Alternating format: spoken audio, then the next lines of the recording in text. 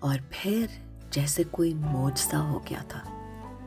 بہت آہستہ آہستہ مگر آخر سعد کے وجود پر جمی ہوئی برف پگھلنے لگی تھی.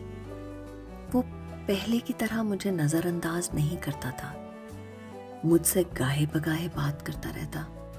وہ خاموشی جو اتنے سالوں سے اس پر چھائی ہوئی تھی یکدم ٹوٹ گئی تھی. وہ ہر بات میں تو نہیں مگر زیادہ تر باتوں میں میری رائے لینے لگا.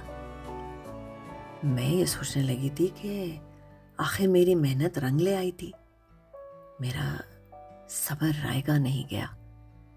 دیر سے صحیح مگر میں اس کا دل جیتنے میں کامیاب ہو گئی تھی. وہ 1.5 سال بہت اچھا گزرا تھا.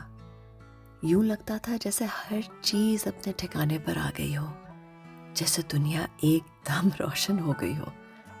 میں، سعد اور حدید، کیا دنیا میں اس سے بڑھ کر کچھ تھا؟ کم از کم میرے لیے نہیں تھا.